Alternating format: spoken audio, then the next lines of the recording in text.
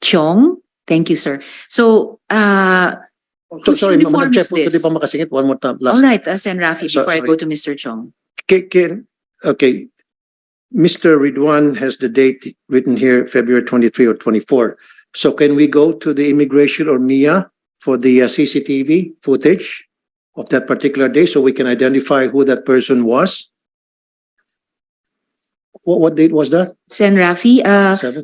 the February 22 or 23 or 24 was when Ridwan found the job ad from a post on Facebook. Oh, I'm sorry. Apo. So what His- was the date that he arrived? He flew to the at Philippines from Jakarta on March 7. And then he left I mean, the night that he arrived in the Philippines? March 7, March 7? 2023. And what Yes. time was it? A little past midnight. Okay, so Yes. can we pull the CCTV footage of that particular day, particular night, so we can identify that person, as Mr. Ridwan said, was wearing a green apple vest? So can we ask Mr. Chong also to all right. For the record, Sen. Raffy and friends, there is no CCTV. The committee already requested that, Oh. but there is no Then why CCTV. not? Madam Chair, But wala. Madam So Chair, Mr. Chong, yes, if you could Uh, answer the question of Sen. Raffy, bakit The- walang CCTV? And then also the question of the chair. So kaninong uniforme yung apple green vest, navy blue pants, and white shirt? Kaninong jurisdiction yung taong yon? Yes, Mr. Chong. yes, good morning, Mr. Senator, Madam Chair.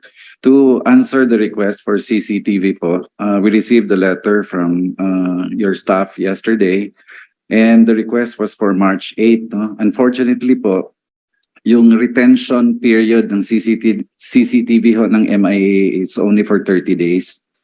So 30 yung days. March 8 po, hindi po namin, wala na ho kaming copy po. Hindi na Yung ba po talagang siya kasi- patakaran po hanggang 30 days lang? Yes, sir. Why 30 days only? Yun lang po. Why not 3 months? Why not 5 months?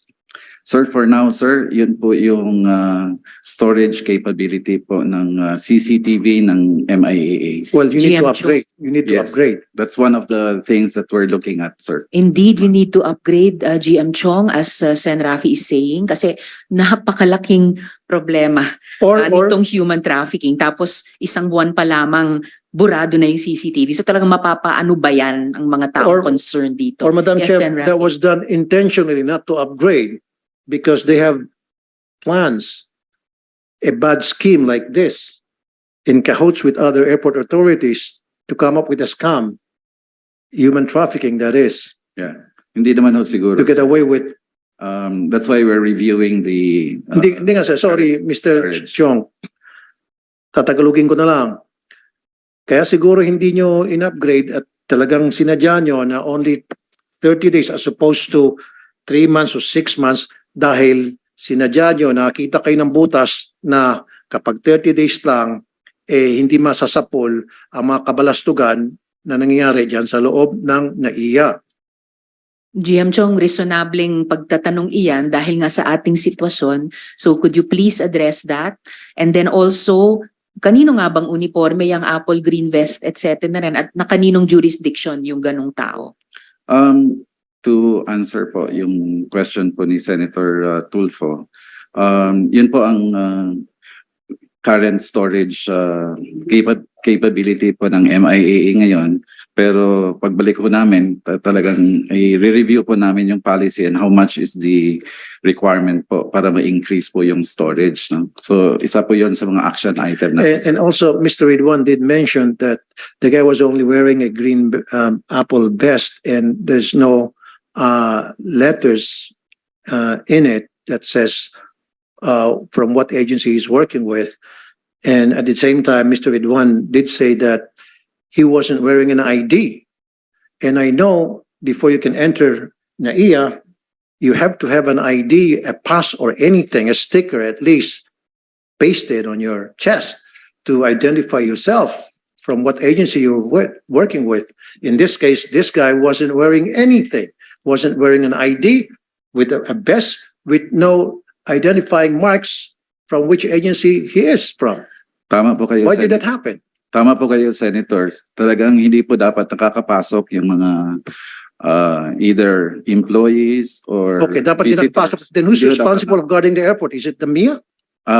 Sa MIAA po yun. Then Pero- you guys are not doing your job.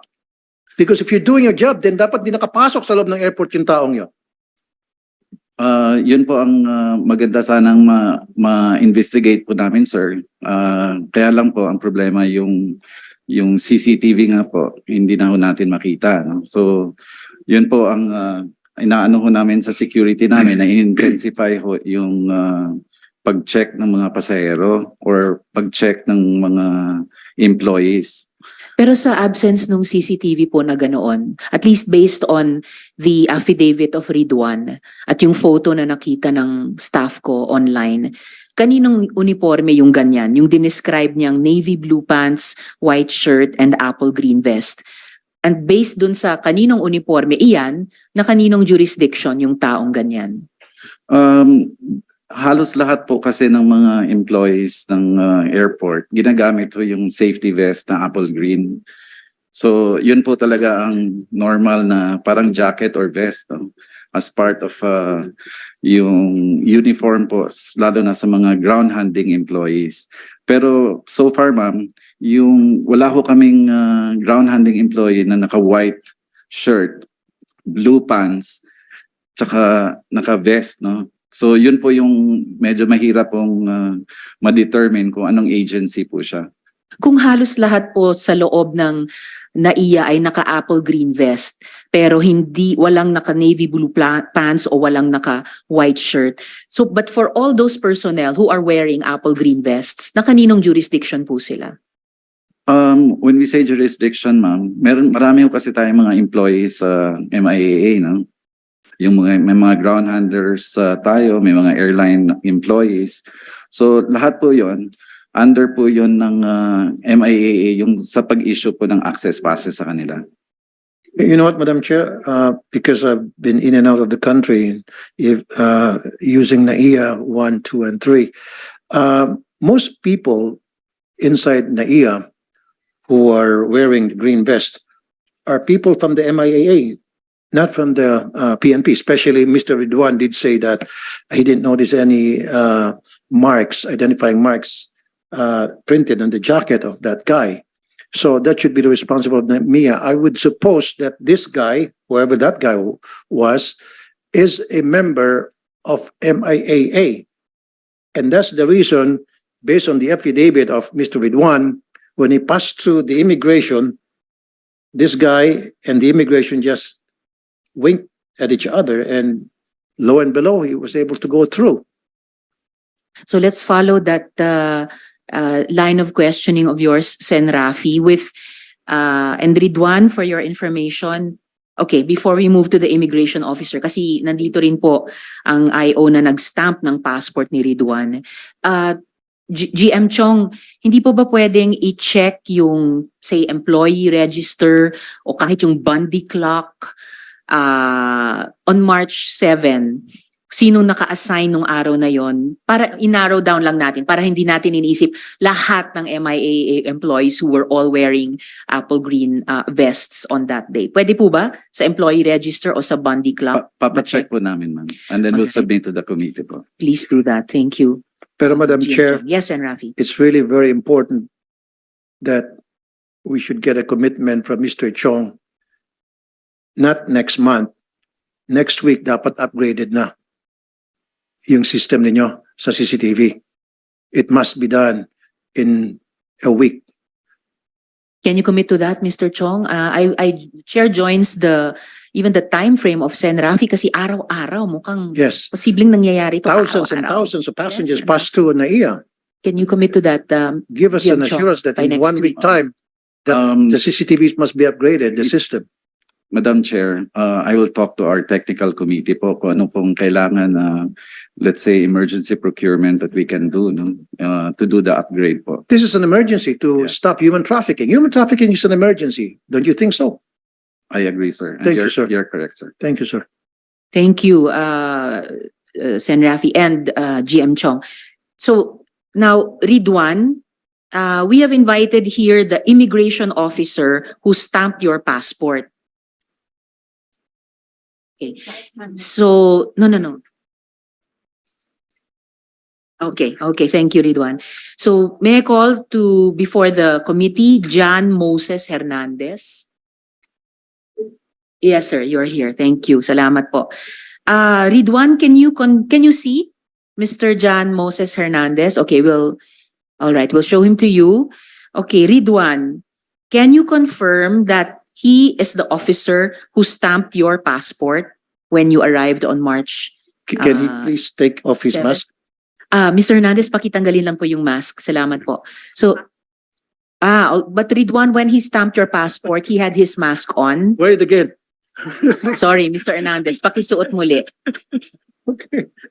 Is familiar. Salamat po. All right, Ridwan, can you confirm that he was the officer who stamped your passport? He is familiar, but I'm not sure he is. He All is. right.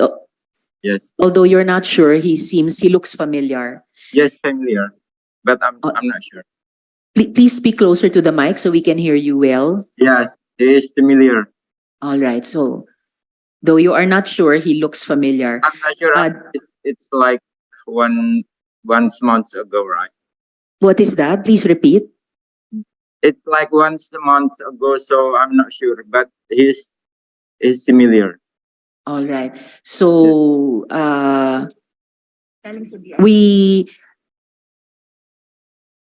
we